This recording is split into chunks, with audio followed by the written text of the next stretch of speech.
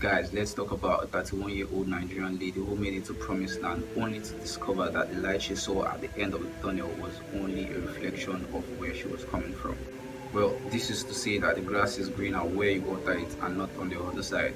This story comprises of the experiences of two individuals which one has requested to stay anonymous. So while narrating Aisha's story, I'll be playing clips of my conversation with the other person at intervals where the experiences correlate. 31-year-old Tomitope, popular Aisha Jimo, is from Ikirun, Osun State. In 2015, she was in the University of Ilorin studying applied English when life became quite unbearable and she couldn't afford her fees anymore. So she and some of her colleagues who had the same issue at the time reached out to the management to beg for them to write the promotion exam so they could pay their fees afterwards, but all to no avail. So following this issue, she became quite frustrated and dropped out of school and decided to go back to her hometown in Ikiro. Before leaving, she met an acquaintance of hers who was not really stated if was her friend or someone that was just introduced to her. But in my opinion, I don't think they were friends, like in any way, because I don't think anyone would advise their family members or a loved one to embark on such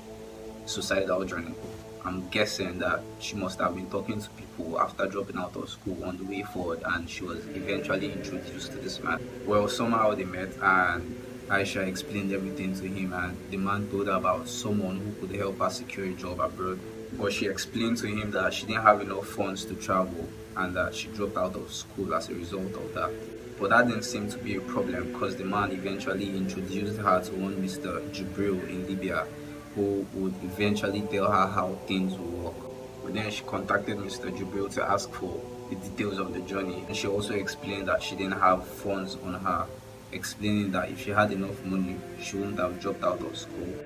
But, she was promised that she wasn't going to pay a dime, that she was going to pay back when she got to Libya and must have probably started the supposed job that they claimed they had secured for her.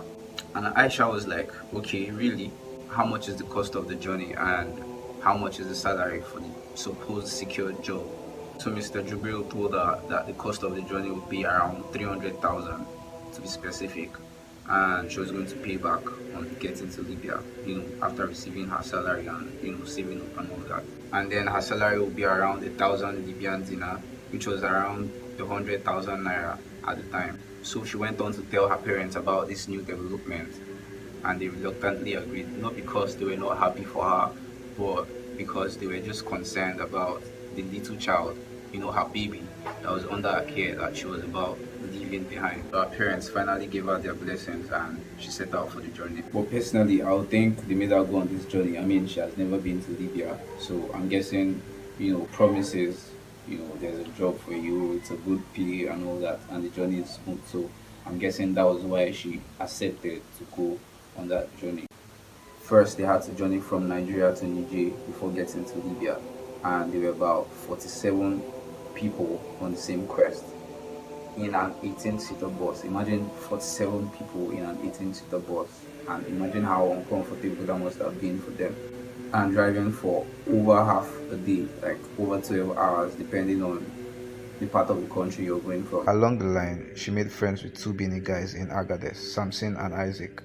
Although it's not clear if they met in Agadez or if they all went from Nigeria, but it was only said that they started talking from Agadez. But in my opinion, I would think they met in Agadez because for years Agadez has served as a muster point for immigrants, and there lies the gateway to the dreadful Sahara Desert.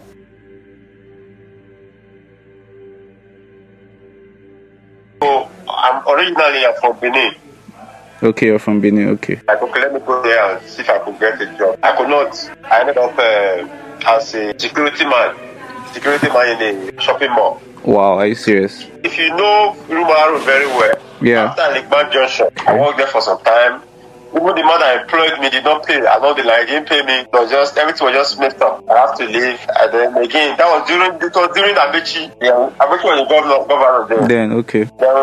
Amechi was just building new school. It was just renovating the schools there. So I got a job again as a security in one of the schools, along the same Rumola road. Okay. I stayed in Port Harcourt for almost about 8 to 9 months. Things were not really, things didn't actually work out. It wasn't going well, yeah. So I left. I came to Port Harcourt early 2 level. So I left around September, October, thereabout. What you just asked for, I'm not the kind of person that like to give out my information. You understand? Why I would like to give it out is something that I feel to be useful. It's a kind of information that will help people. So when people from different parts of West Africa gets to Agadez, they are being taken to a place called the ghetto. The ghetto is a place where both the immigrants and the drivers, also known as the smugglers, seek shelter, preparing and waiting for when to journey their way into the Sahara Desert.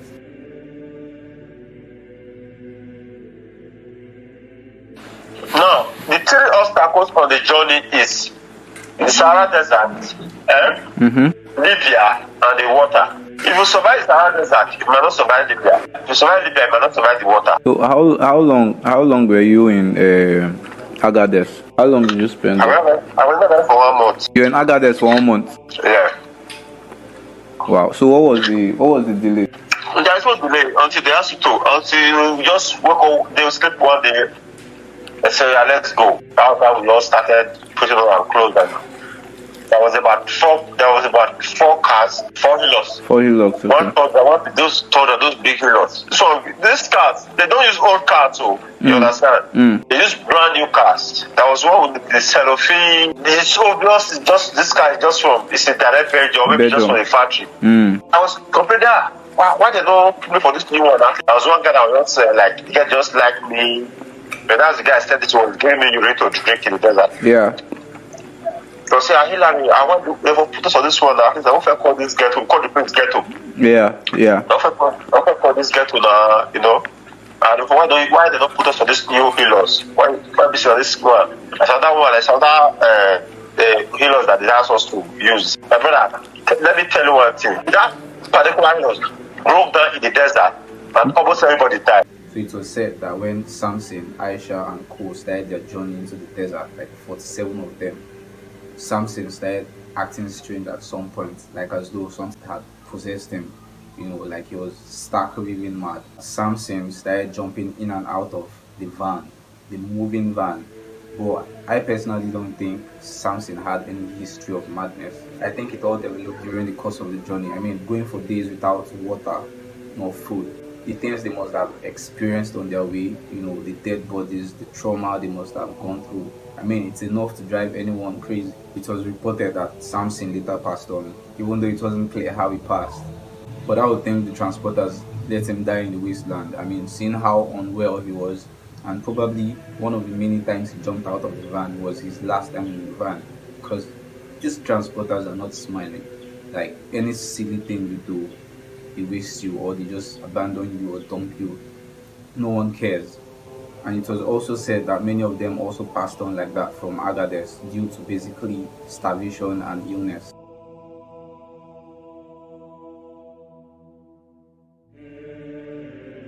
Along the line, the only thing I experienced was when the driver said he wanted to sleep with some guests among us.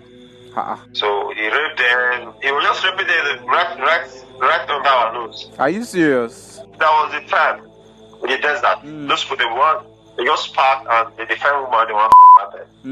One guy was trying to say, hey, this one, my the blast the guy said, he will take it for the 7. Everybody quiet. Right back on the one guy was saying that I'm thirsty, I want to drink water. So the driver parked. He said, he was speaking Arab, like who they say want to drink water. Everybody kept quiet. So it's like the man just tell us that this particular guy they shot want water. He just opened fire for the guy head. Just like that. And the guy was sitting right next to me. Wow. He scattered the blood score, all my blood, all my body soaked with blood. They pointed the gun on my chest, said I should call. They asked me to call a cleanser. Then the guy's elder brother, the one that is senior to the guy, was with us. They asked me to call that from the heroes. They asked me to call them. They said we should just dig sand with our hand and put the guy inside. Some were even said to have died in the sleep, only to be discovered days later. Now you want to ask if they were not noticed. Of course you wouldn't notice. It's a no man's land, obviously, so I would think everyone was looking out for themselves. So no one actually cared if anyone slept for 24 hours or 7 days.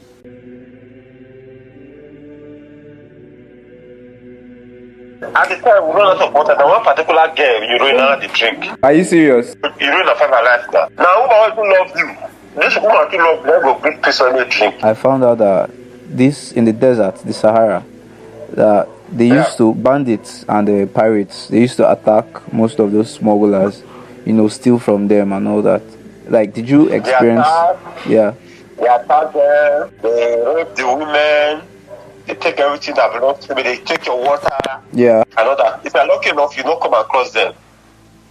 Are these people, like, are they natives of Agadez, or like, do they stay in the desert? What's their purpose? These people, they just like, they just do like all these terrorists as well. But like, okay, I'm going to make that. Yeah. And Nigeria just, they don't say that's how that is down. And they are the rapers. Okay. The rapers, they do, yes. Okay.